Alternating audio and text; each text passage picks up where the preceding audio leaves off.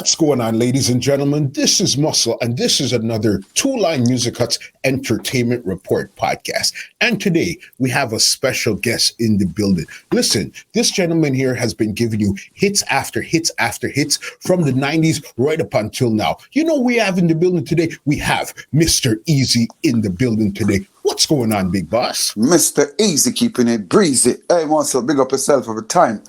Muscle, always a hustler. Welcome to them. Come on, you know how it goes. Thank you so very much for joining us on the program today. Definitely. The pleasure is mine, Big up all the listeners, because I know the program is a very nice program. So it's a pleasure, and I'm happy to be on it, because without people like yourself, man, ain't nobody gonna know about Mr. Eazi, especially now that you have places where people can actually see your face and identify you with your music. You get me? We came up in the 90s, when in the 90s all you put out was the records, and you might take some pictures, you might get into some magazines. You get me? But now we're actually talking live, where people are actually seeing you. So it's such a difference. These artists nowadays don't know what they got. I don't mean to take it so far, but they don't know what they have, so they need to put out good music, because they have the platform. You get it. All right, let's get into the history of Mr. Eazi here, and then bring them right up to 2020, all right? Yeah, man. So, okay, with music, when did you actually discover music and start to like music? And when did you discover your voice that, hey, you could actually use this and do something with it? Well, the history goes, I know I love music since, I would say from the age of 12. But then when I started going to high school, I had an aunt who lived in the basement.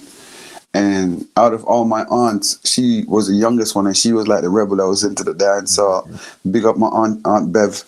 And she would always listen to Dennis Brown.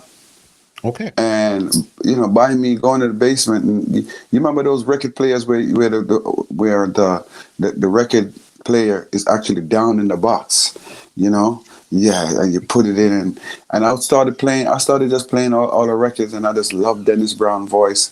I just loved everything about Dennis Brown, and I just said, I wanted to be like this person, man. And I'm from there. But actually, I started DJing first. Like a lot of singers will tell you, they actually start DJing before they start doing their singing. Okay. Yeah. So going to high school, the regular thing, lunchroom time, we beat the desk, we vibes out, and then we go home and we practice our yard, and we had a crew. So next thing you know, we started. I remember one day I made one sound, and my brethren said to me, one of my brethren said, "Yo, do that again." And I did it again, and he said, "Yo, you need to stop DJing and just straight singing, because the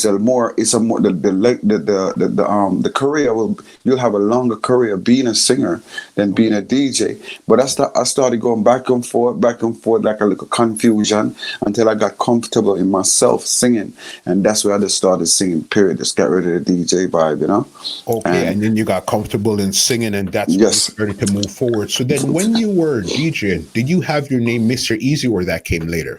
They used to call me Eazi. As in Izzy. Okay. Eazi. And so what happened now, when I started singing, there was, I don't know if you remember, about 8CNF studio on Long Island. That's, rest in peace, Philip Smart. That's where all of us as youths used to go. And my first producer name was Barry Judd, because my aunt, as I was telling you about, that's her friend. That's, grew up together. So she took me to him and said, "Listen, my nephew can sing and I love music." And, from there, Barry Judd, he took me to Long Island. Started, the first song I did was Caravan of Love, of the the brothers, Isley Brothers. The Isley Brothers. I did that song over, and when I heard myself, when I did over that record, I was like, "Wow, this is this really me?" Because I'm sure every artist go through that the first time they ever record, and hear yourself coming through a speaker. Your spirit that's your spirit over there that's doing its thing. So I said, boom, from there we just continued, and it just got better, and you learn yourself. And at the time when I started out, I never knew how to write music. So, I did not know that. But I had melodies. A lot of melodies would pop up in my head. So I would take their songs, people's songs, and switch it around, melody wise, take the lyrics, switch it around melody wise for myself. You know, I switch around the lyrics in a different way for myself, but keep their melody until I've actually learned how to my brain develop that sense of creating my own songs, you know, for myself. It makes sense, especially you say you were DJing before you're singing, because you have a style where, yeah, we know you're a singer, but we know a lot of times you put in a sing J style inside of your musical. So it makes total sense that, okay, from the DJ background, incorporate it all together. And and it works. And that's what, you know, I mean, so everything that happened in the past happened for a purpose. You know, so now I could actually use that same style when I don't feel like, because sometimes you get certain rhythms, you know, certain dancehall rhythm, when you get them actually give you that energy, that vibe to actually sing J, you know, especially when in that certain drum style, like the Brocco type of rhythm and the Showtime kind of rhythm, those rhythms give you that vibe to just put in some kind of sing J vibes in it. You know, like don't say the bashment gal them are the artist gal. Bashment gal them are the artist gal. Them not afraid for broke out and wine. Always I look for the shine. You get me? So we originate sing J. You know, so big up Pinchers. Because to be honest with you, Pinchers to me is the original sing J 100% pro. You get me? If you can remember him styles, he was never sing. He's not a singer. Because remember him and Sanchez was at the same time, but his style was different. Bandolero, make way for the. You get me? So he's one of the original, man. Yeah, you get it. All right, so then that influenced your style there, the sing J, the singing and everything. Yes. So now, I know originally when you were coming up, you actually auditioned for the Apollo Theater. Yes, I auditioned for the Apollo Theater and got in. Because, you know, I had a friend, my best friend, who lived across the street from me as we growing up as kids. I mean, from I entered the U.S., me and him been friends. You know those friends that when you come on the block, they're the first one that test you. Like, let's see, you know, you're them fight. And from there, we brethren, and he loved the way I sing, and he would say to me, Eazi, I think you know you need to go to the Apollo. And I was like, man, I ain't go to no Apollo, man. Next thing I know, I get booed. I can't come back around the way. People go laugh. People go say that's the guy that was on TV or the Apollo with the gun, the broom man threw off the stage. So it's like you know you thought about a whole bunch of stuff. So my virgin was like, listen, man, if you don't go as a reggae act, somebody else gonna go for the first time. So just take a chance, you know. So you know at the time, you know, my mother gave me $20 and two of us jump on the train the Wednesday and we on our way up to the Apollo, man. You know, as kids, you know, I just, you know, so I tell people, that's why I understand kids, you know. Kids do spontaneous stuff. Kids do weird stuff. Kids take chances when they're young because they're not like mature like us where you have to think before you make certain moves. That's how they make decisions, and that's how they actually discover themselves and their future just moving, you know what I'm saying? But in a positive way. So now, me and my virgin jump on a train, go up to the Apollo. When we went up there to audition, now we went up there and told them we want to audition, so we had to write a paper, write in the book, and they gave us a date to come back and audition. So now, we went up there, and I forgot this place where you audition. We don't actually audition at the Apollo. They have a separate place where you audition on 125th Street. You know, it's a very known place, been around forever. And we went there, and when I walked in the building, I got scared because I'm hearing people with all kind of vocal skills, man. Because what people don't know about the Apollo, you don't just go to the Apollo and go on Showtime at the Apollo and go on television. There's a way, you have to work your way up to that. Okay, so it's not just you go straight to TV. No. You have to win 5 competitions for the year. Like you have to go through a process of beating other people to get to that level. So now me going there, I hear people playing the piano, singing like Stevie Wonder. So I told my boy, I said, nah, man, I can't go up against these people. and you know, my brother look at me and say, Eazi, Them not bad like you, you know. Yeah. He kept saying, because to me, these people were wicked. But he said, yo, trust me, I'm a Bridget. Them not wicked like you, man. You're better than them. And he said to me, he said something that stood out. He said, you don't understand the difference is you sound different. And not realizing what he was saying is that because, I hear so much of them, they're singing, but they all are similar. You get me? So my boy was like, you're different. Your style is different. You sound totally different from him, and that's what's going to bring you through. I was like, yeah, all right, cool. So now I try out, and when I try out for the competition, next thing I know, they called me and told me that I'm in. I'm like, what? Okay. So now I'm competing for the year, like 5. The first set of people I went up like around 200 people, went up against 200 people, and I beat them. I'm like, I'm that good? Yeah. You know what I'm saying? And I kept going. I won like 3-4 competitions. And one day they called me and said I made it to television. This is crazy. So amateur. And that's why even now, people wonder, how do I stay in the business of this competition, competing with these younger youths and everything, because the Apollo make me do that. Because what the Apollo did for me, it did what I never knew I can do. Yeah. It actually gave me this confidence that no one can tell me that I'm not good. Yeah. That's what it did. So that's why Apollo always let you know that grace in the Apollo and coming through, even if you don't get to a certain level, what it builds your confidence to go out in the world and actually compete with anybody. Yeah. You get me? So me going to the Apollo, and then I made it to television, I realized, yo, this is crazy. Because I was an exterminator at the time, because what I did, I drove a cab, and I was exterminator, and I drove a dollar van. So I was doing 3 because I had to hustling. Yeah, I was just because I had to do things that will make me still able to do my music, because my music was more important. So if I had a regular 9 to 5, I wouldn't have been able to do my music. My music was the most important part for me. But then I had a daughter, who was a grown person now, who I had to make sure food was there for her.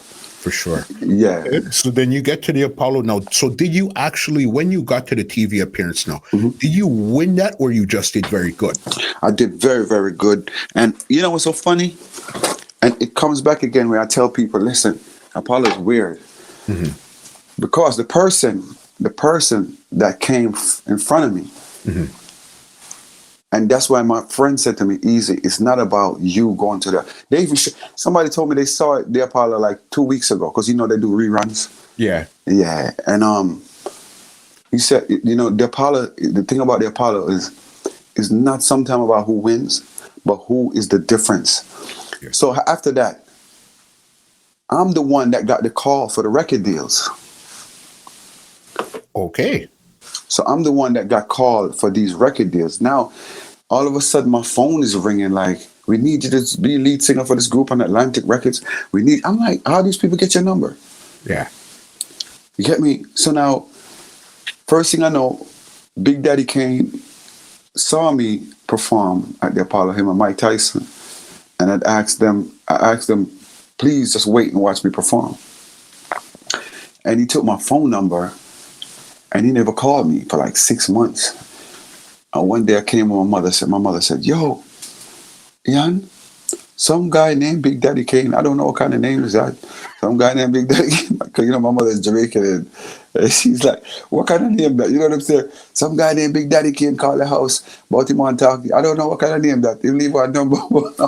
So I was like, mommy, you don't know, that's that dude. But I had to explain it to her, because it's a different vibe, different style, different era, And I was so nervous to call his phone number, man.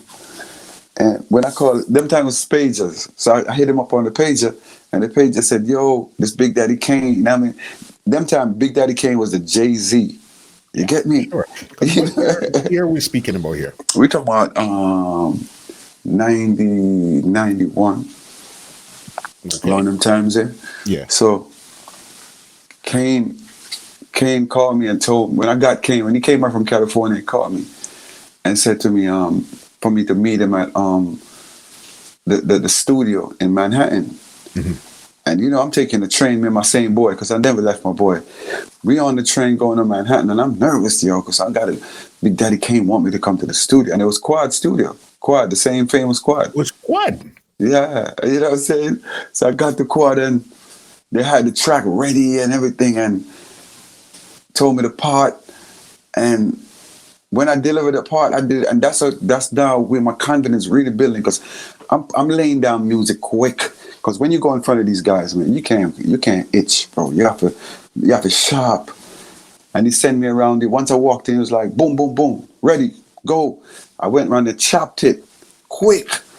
And he was like, yo, Ian, because he called me Ian. Up until today, Kate called me Ian. Really. Yeah. So I chopped it. And when I chopped it, and he actually paid me. And that's how, even now when I see Kane, me and Kane is good. I don't see him that much, but when I see Kane, I'm like, yo, you're the first man to ever give me a check. He could have said, nah, you ain't got, boom, but he actually paid me to do the part. Okay. And then he walked me to the studio. He took me to Studio A, and he introduced me to Mariah Carey. And, I'm like, yo, this thing, I'm getting somewhere, And this is just from the person that didn't even win the competition. You just exactly as the person that was different. Different. Because I kept winning amateur night. Because people don't know, the amateur night is crazy. Because the amateur night is when you go on stage and you compete with 23 people on the stage one time. You get me? So it's harder than the showtime. Because amateur night is what you have to win to get to showtime. So the road to the goal is really treacherous, man. Because you could win this week and next week you come back and you don't win. And then you're out of the competition. And I just kept winning. Big up to Sidney Mills, Barry Judd. They gave me the rhythm to go. They hit over the On the Wings of Love rhythm for me. And people kept saying to me, my boy said to me, I kept saying, should I change my song? And he said, nah. He said, keep using the same song that you're winning with. Just keep going. So it's one song that you use. Yep, one song. And when you got to the follow, did you perform On the Wings of Love also? On the rhythm. I performed my song. Remember that rhythm that Trevor Sparks was on the way? Because I know that rhythm has a lot of melody that R&B people would understand. Yeah. It's groovy. Yeah. So Sidney Mills made the rhythm over for me and gave it to me to go and compete. You get me? So big up Sidney Mills. Sidney Mills is a musician who plays for Steel Pulse. So yeah, man, So this was it, man. So as I say, I'm starting to get phone calls. So next thing I know, I got calls to sign to Motown, to Atlantic Records. But this one call that came to me, because I developed a friendship with the people that own WBLS, who was the Sutton family, who owns the Apollo Theater. And Percy Sutton, a lot of people don't know. You have to know about Percy Sutton. This man is one of those incredible persons. Percy Sutton was one of the Tuskegee Airmen. Yeah, he was one of the Tuskegee Airmen. He was a pilot. He owns WBLS at the time, and he owned the Apollo Theater. He was one of the only black men in New York at the time that was that has that on that level entrepreneurship. So I have to give it up to Chuck Sutton and his boy ran the Apollo Theater for him. So I got a call from Warner Brothers, Warner Brothers, and I was wondering, I know the name that name sounds so familiar, the name Quest. Yeah. And I look into it, I was like, yo, Quest is Quincy Jones. I'm like, something like Quincy Jones label calling me. They want to have a meeting and boom, bam, boom, bam. Next thing you know, I'm on 6th Avenue and 52nd Street up in the Warner Brother building. I'm like, yo. I'm like, what? Yeah. First, when I got up there, they started walking me around and showing me the whole, because they trying to outbid everybody else. Yeah. So they walking me around. I'm going them those times the record labels had like extensions. So you had Quest, you have Giant Records, you had all different labels that stems off of the mother label, which is Time Warner. So and everybody was in the same building, but had different parts in those big up in those big floors. So Quest had a spot, so they took me up there. There was this guy, his name was Rahul Roach. Yeah. His father's name was Max Roach, who was one of the great drummers who played with Quincy Jones. So Quincy gave him the job. He was an A&R. So he's the one that actually signed me to the Quest Warner Brothers label. And at that time, Warner Brothers, Quest was going on real because the movie Boys in the Hood just came out, and Quincy Jones had just dropped the album called Secret Garden that was mashing up the whole place. Yes. So I was like, yo, I'm going with this label right here. This label's hot. They just got Tevin Campbell, Keith Washington. I'm like, yo, this is the label to sign to.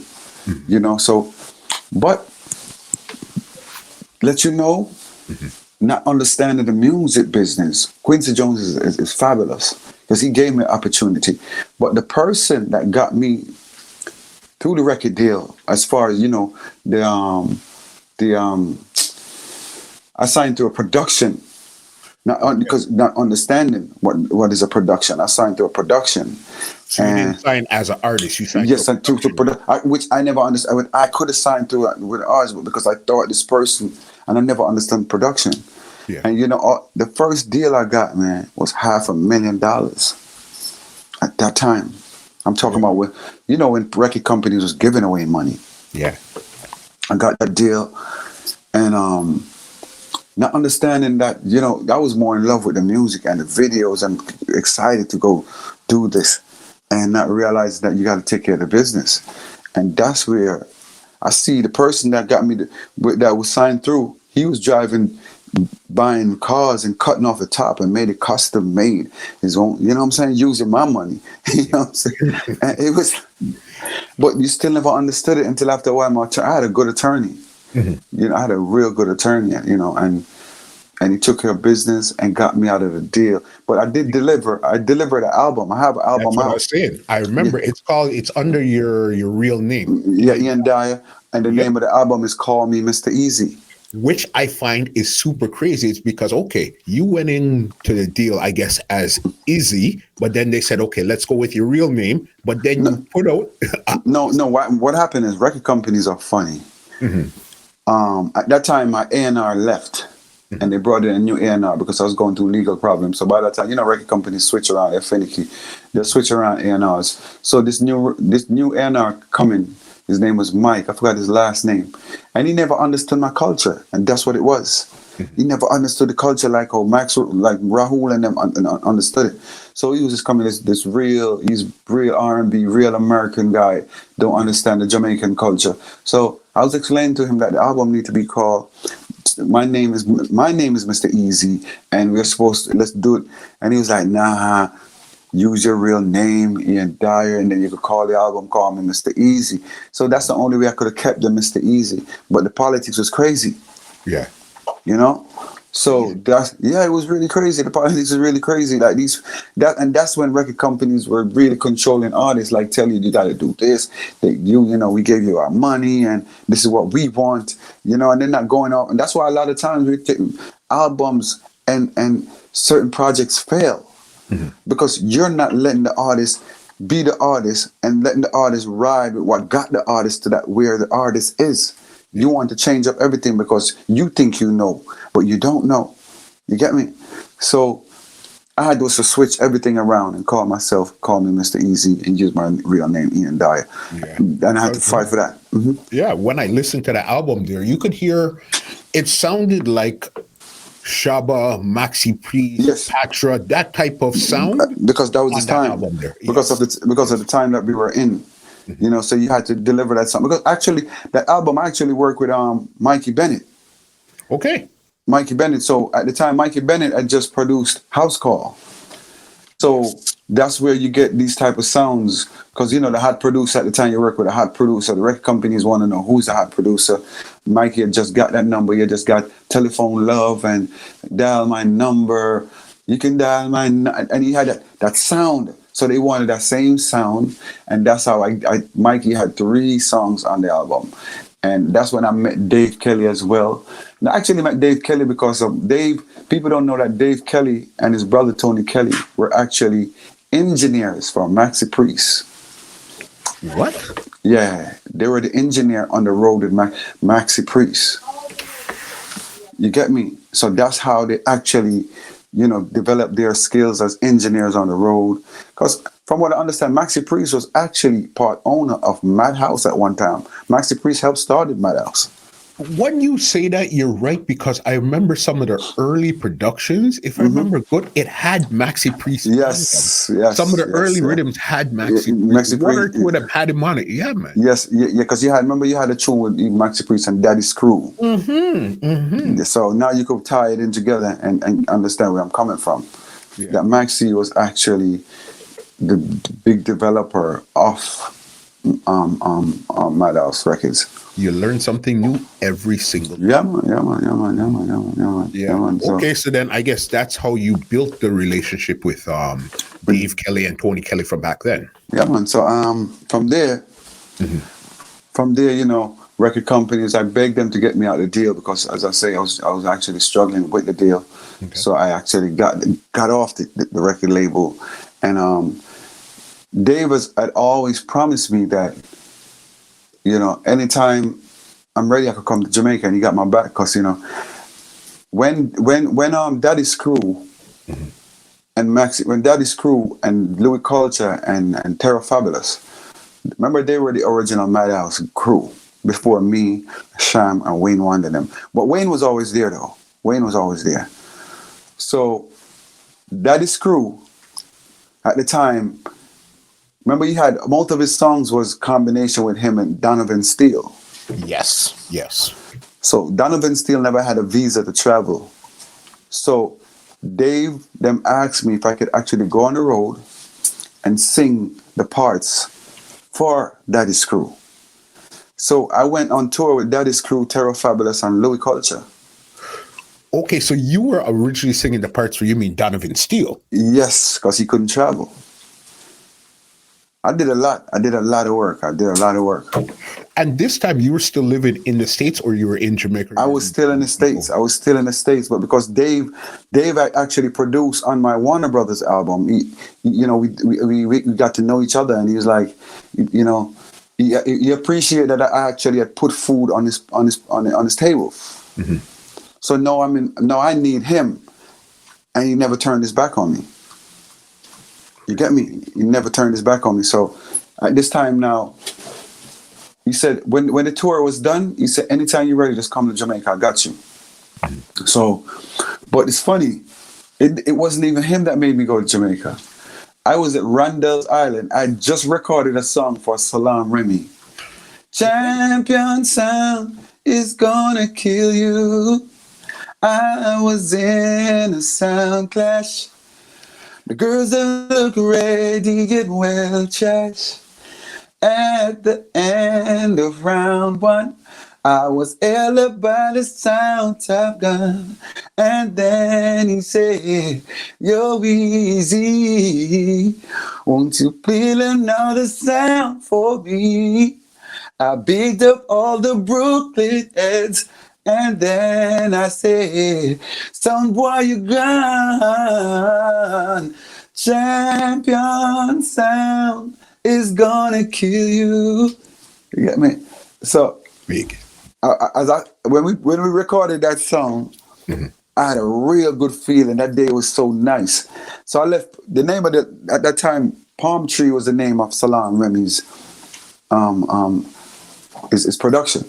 Yeah. Because them times he had just, here comes the odd step, he was producing some big tunes. You get me?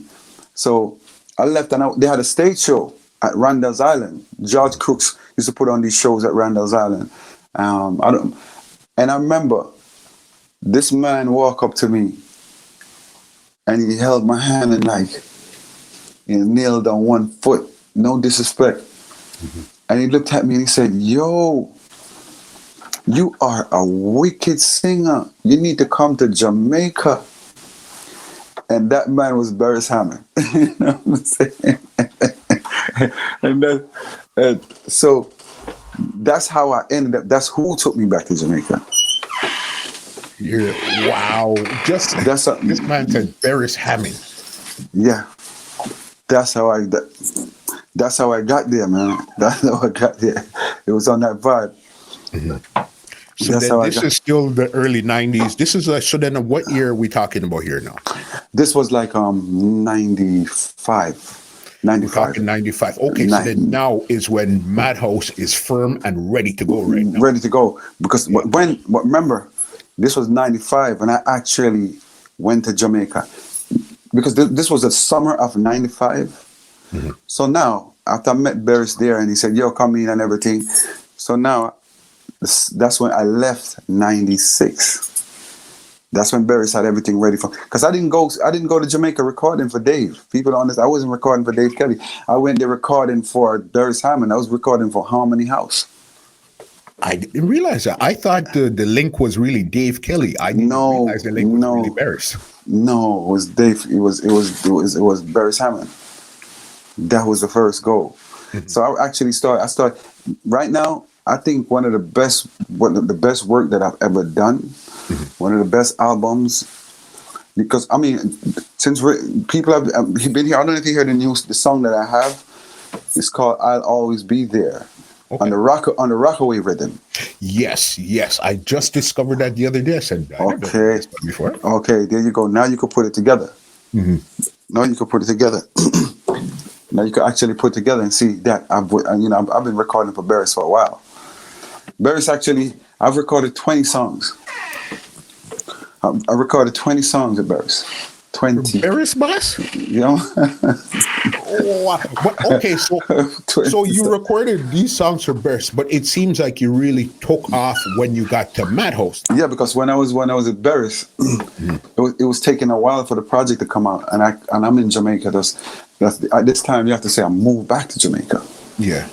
You know what I'm saying? So I was like, listen, I gotta get something going, because I left the fam home, I left the fam in New York, and nothing. I gotta get things popping, Yeah. So I said, you know what? Let me go check Dave. I'm gonna check Dave. I'm there with Dave, and I was chilling. At that time, he had this rhythm called "The Haunted" coming out. And to tell you how Dave is different. So he's like, I was around him when "Haunted" was being recorded. When you had the "Pata Cook Everything I See My Dong," the word I'm tuning, and I'm there, yo, and he put me on the rhythm. I'm like, Johnny was. So what's so weird? It's like, even when that rhythm was being distributed, it was me and Dave that was driving around. Because if you notice, you were singing about Privia. You have to have the Privia vans, and we used to sing about those things in the songs. But it was real, because Dave, man sing about things are real, So Dave, I used to, those records, I'm the one that lift them up and put in this truck. And I wasn't on it, you know what I'm saying? No, what did you do, boss? Yo, I used to drive with Dave down to Dynamic Sounds, where they press the records. And me and him, that's my boy, me and him driving around talking, and we picking up these records, throwing the box with all these artists on it, and I'm not on it. But, that's the type of person I am. I don't give because I'm waiting my turn, you know what I'm saying? And I knew what was actually the first rhythm that you actually got on now? So the first rhythm, I kind of got frustrated. I was like, Dave, me, I go back to New York, and he said, "You're mad, tonight my advice here." So I was like, yo. But what I realized is that they've been through so much with even the whole budget thing that I don't know what he went through with him and Penthouse. But if you notice, all the Penthouse music was produced by Dave, really. Yes, that I've seen a lot of it was through Dave. Yeah, the Tigers, the Bereses, the Tony Rebels, that was Dave. The name is just Penthouse, but the producer is Dave and Tony. So whatever vibe he went through with that era in his life, that time in his life, actually played a part to how he is.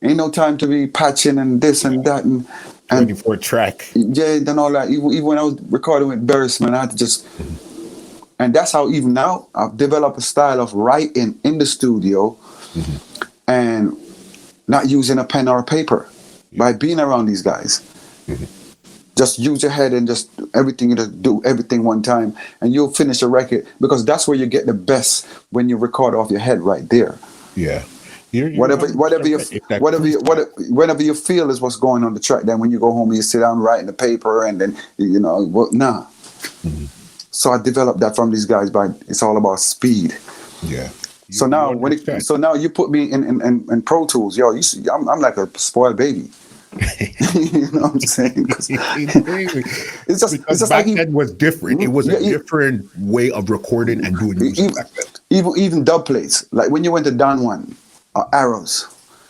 Remember, these men buy the dub plate, the actual record.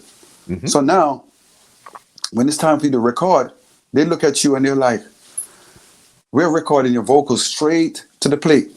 Yep. And if you mess that plate up, you're responsible for the plate. Yeah. So now you're singing the dub, and that keeps your brain sharp. So now you're singing the dub, and the reel is just spinning and burning the song at the same time. So you can't make no mistake from beginning to end. Yeah. And that's what these artists now are lack of. They're so spoiled with the computers and all these type of things. So that's why when they're performing, they can't perform. That's when they can't deliver the records the right way. The right way. I get you. And veterans like you understand how it's done. I want to say this is the biggest song of your career right now. Me personally, this is what I think. I think so too. She drives me crazy. That record is a haunt. That record is haunt me, man. It's a haunt to the record. It's okay. Who did you record that song for? Tony Kelly. It was Tony Kelly that you recorded it for. Yeah. Okay, that was on the Biorhythm, and it also had the Sean Paul Like Glue and stuff like that on the rhythm. There you go. All right, tell me how She Drives Me Crazy came along, because right now, to this day, 2020, you go into a club, guaranteed if they have a this play. I tell people, Drive Me Crazy play somewhere in the world every day. Every day it plays every day, because I could tell by the letters that my publishing that comes to my house. The Spanish kid just did it over on Colombia. Okay. Last week they released it, and I'm like, he did it over with a Beanie Man. He mixed the melody with a buyout. When he used my melody and everything. Yeah. To tell you how this record just keep living on. I met this kid the other day. I met this kid when I was in South Africa, and I met this guy, and he's from the Congo. And he's like, in the Congo, we play this. Oh, I'm like, in the Congo. It's just that impactful. That's why I said I want to know the process, how you even came up with that. Listen, it was so weird. The weirdest thing.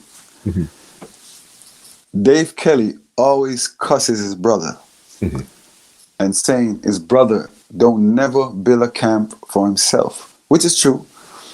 His brother always waits until Dave build a camp. And then he said, "Yo, come check me. You know what I'm saying? So Dave kind of like got pissed off, like, why you don't build your own camp, man? Yeah. Every time I build a camp, you're sending for my artist to come, which is his brother. So at the end of the day, you might cuss, but you can't really stop him. You know what I'm saying? So this is where now Dave was like, so I remember one time, right, I was walking out of Dave Kelly's studio. And if anybody knows St. Andrew Park, they know exactly how the gate is set up. Okay. So did you know that Tony Kelly, and big up to Ratio. Ratio is a dude that used to put on this show called Sashi. To me, the biggest shows that ever came in Jamaica was a show called Sashi. It's the biggest stage show. He used to bring Snoop Dogg, Johnny Cochran. He used to bring everybody. He did it 3 times. So him and Tony Kelly started sparring.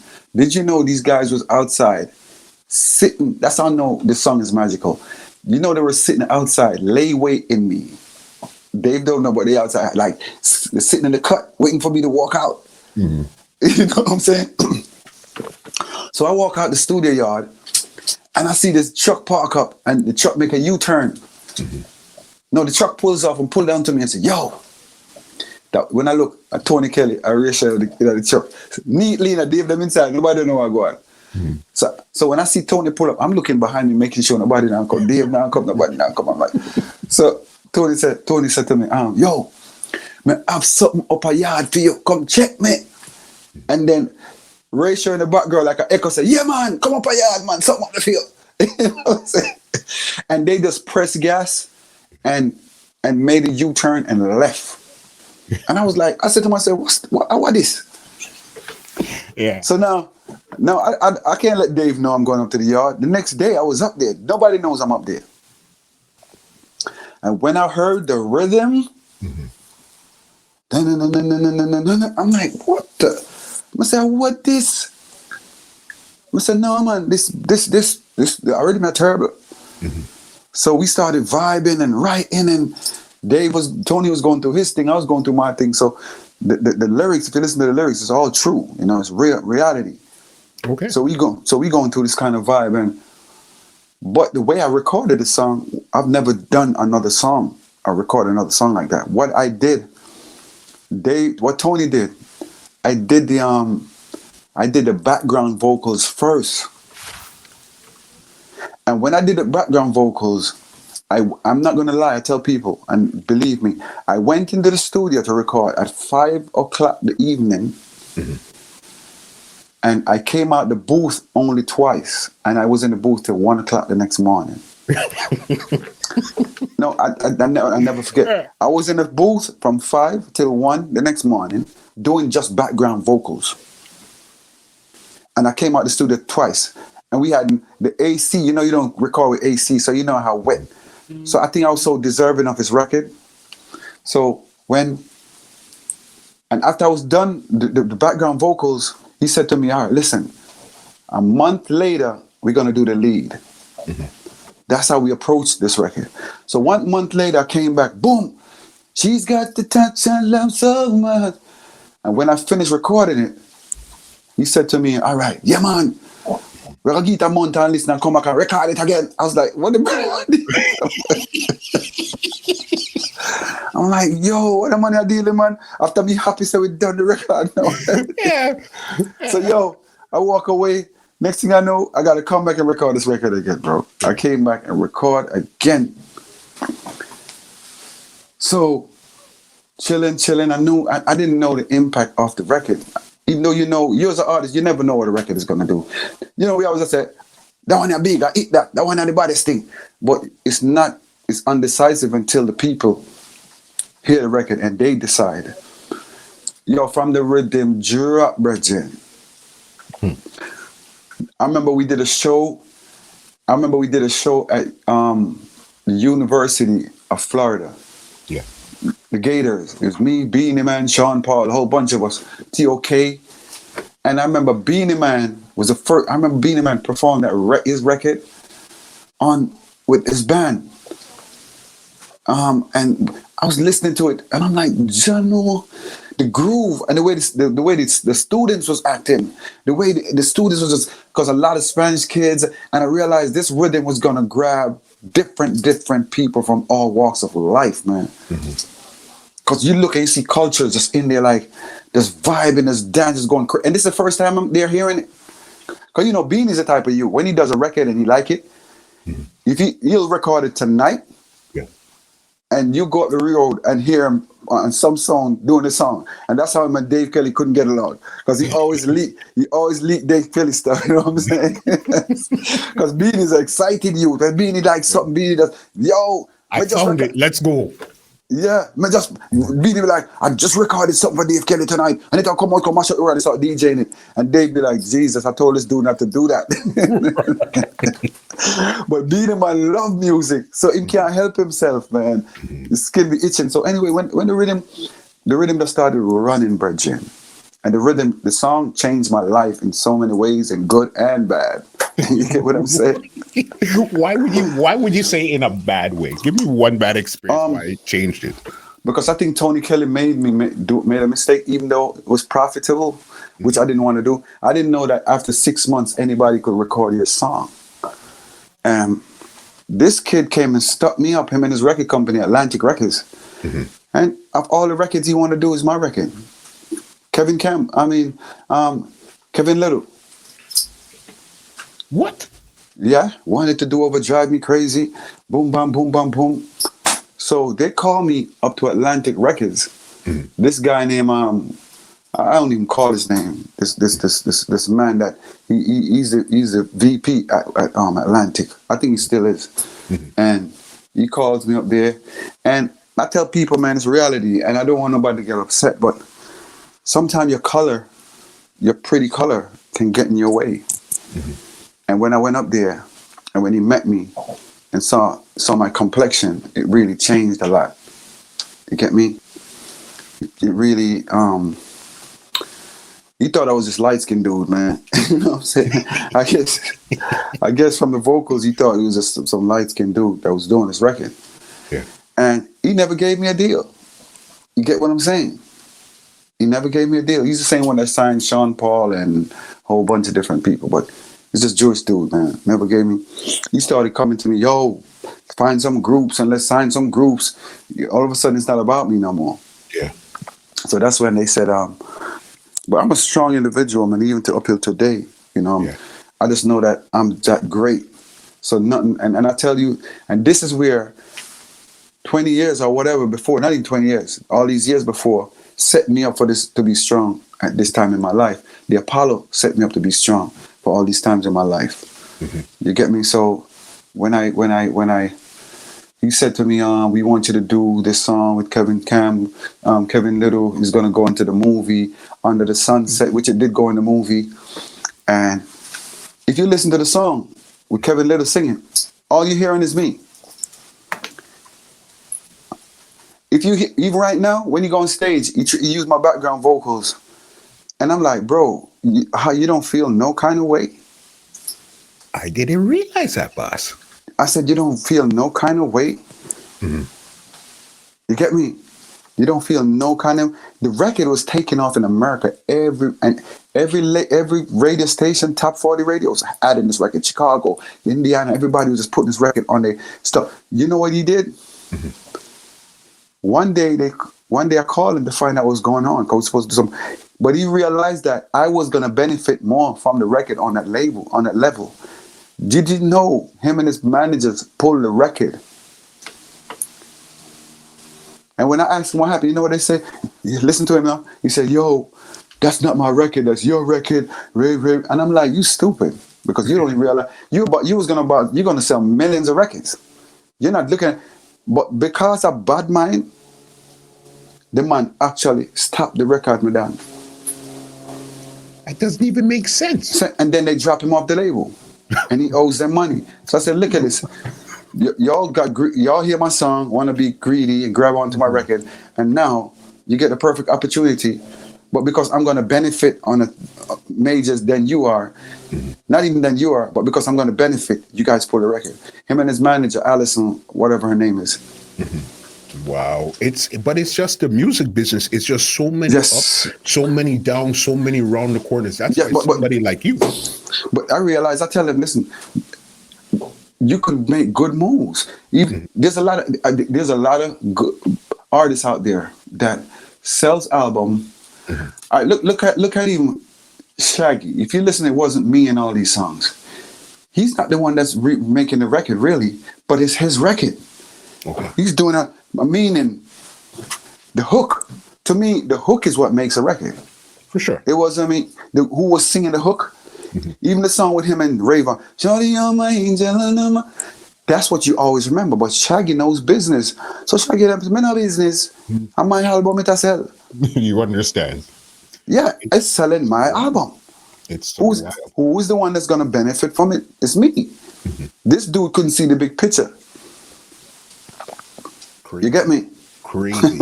and it's just part of the journey of Mr. Eazi in this business here. I got one question to go before I get you out of here now, okay? Well, actually two, but we're going to wrap it up quick here.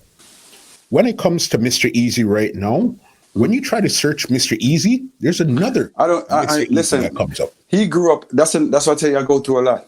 Drive Me Crazy caused that as well. See, a lot of these kids, they grew up, listen to me, love my music, and they want to be me. And a lot of African artists does that. You have people in Africa that's called Ninja Kid and all these. They take a lot of Jamaican artists' names, Okay. just like Japan. You get what I'm saying? So this kid took my name. But I mean, they'll be taken care of eventually. Trust me. Okay, so it's something that's in the works, kind of like. Yes, no, yeah, definitely. I don't even pay it any mind. Yeah. And you know what's so funny? You have people that's in reggae. That's even like backing this dude, knowing the word that I put in. I've seen Chronix bring him on stage in Reggae Sumfest last year, and I'm like, kid, I'm like in my mind saying to Chronix, ask your father about me. You get me? About the work that I put in. Yeah. You get me? Yeah, I seen people like Cross. I see what's this kid name from Major Lazer? He's another one that's pushing him. You know how that, you don't even know how that feels to see all these type of people. They sell out just for money. You get me? And they act like they don't love money. Money's first to them. Yeah. No, I didn't know it was that deep. It was just, it's deep. Just try to do some research and then it just. No, it's really, it's deep. You know what I mean? Because they try to block me, but because of my talent, that's why I keep going. Crazy. So then talking about talent, let's end this interview on a high note here, which we're going to be talking about your current song right now called Guaranteed. It has a new music video, new sound, new feel. Let's talk about that song there. Man, Guarantee, I wrote Guarantee in like 30 minutes, man. Yeah. Recorded it in 40 minutes, man. Yeah. You get me? Because while I was writing it, I was recording it. I did this in January. You see that January, February, no, around the time you see pandemic. And if you listen to the record is actually relating to what's going on now. What's a good groove? We have the remix coming out today. That's done by Kino out of London. So people check out this record, man. This record is called Guarantee, Mr. Eazi, Measy. And my Instagram is the official Mr. Eazi. The official Mr. Eazi. Everybody keeps talking about this rave that's happening. So I really gotta check it out. Cause I'm tired of sitting in this boring house. Gonna jump in my vehicle. I'm picking up a few of my peoples. Rolling. We're heading to the club that's popping the night away. We're gonna celebrate, having some fun tonight. We're just here living life. Niceness is guaranteed. Sexy girls here with me, their bodies vibrating. No one's complaining. Muscle sitting in the VIP. He's living his life off of luxury. Champagne popping while the bass is dropping. Got some fire and the honey's winding up on me. We in the club getting lit tonight, smoking the highest grade cause the vibe is right. Guess we're feeling the energy. Me and the ladies, we're just rocking the night away. And that's why them can't get me up, because my thing real. Yeah. No auto-tune. If you listen to those guys' music, it's nothing but auto-tunes. Yeah. They hide their vocals. I don't hide my vocals. Because I could do this anywhere, anytime. Yeah, we know this Eazi. Trust me, your vibe, your energy, everything you bring to the table is so crazy. Before I get you out of here, one last request. Could you give me an old school medley right now? Old school medley? All right. Them a one, them a two, them no more than you. Them a fight, them a scroll. Can't walk in a your shoe. Well then after man I say yo. People say yo. Big things are going. Them not have no clue. Say them in a fashion, but the fashion they bow. Tell them fi move from bow. You tell them strange things are happening. Strange things are happening. Strange. Hey, a little war go pop off in a me scheme, and every man run gone for machine. But you all love we are the rid and a war. Them a penny me a take with myself, yo. Take with myself that no means every run away. Spurt now when you will if you see another day. Can't stand up in front of man with AK. Them a gunman you no play. Some little boy diss me the other day, and the rest of them get away. But anyway, we see them boy they astray. The whole of them a get spray. Mama she a beg and a hope and pray. Say do not bother with no gunplay. But some little boy no know a bad man stay and a chat about AK. But anybody test my door after hours that's a murder. Laugh and smile and a bad man style. Me have to stop school. My mama wasn't working and my daddy was gone.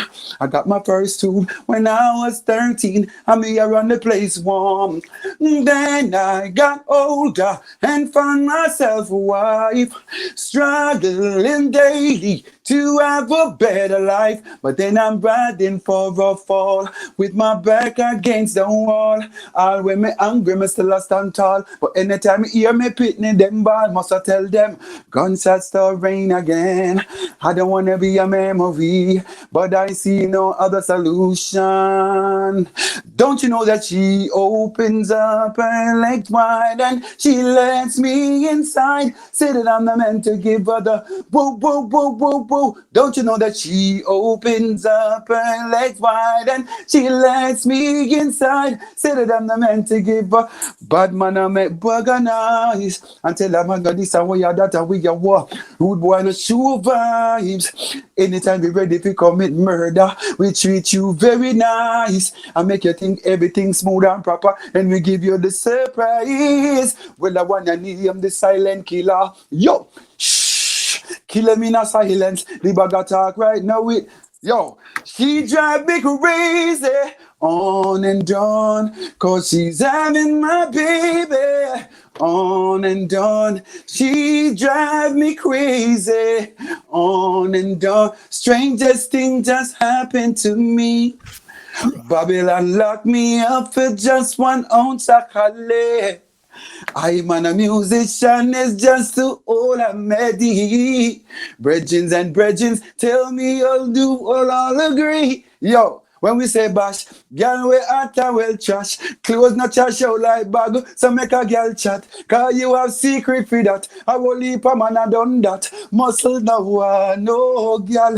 Who I move like snake in a grass. Break we come abroad, just a dance in a yard. Like the dog say, give one nobody. Me I tell us the bash made girl, I'm a the hottest girl. Easy. Listen, that's amazing. And that's just a little percentage of the catalog. Listen, that was, I couldn't ask to end on a higher note. Listen, let me give you an outro and get you out of here because that was crazy. All right. Well, ladies and gentlemen, this is Muscle, and this has been another Two Line Music Hut's Entertainment Report podcast, and we are out. The official Mr. Eazi on Instagram. This podcast is brought to you by www.twolinedmusichut.com.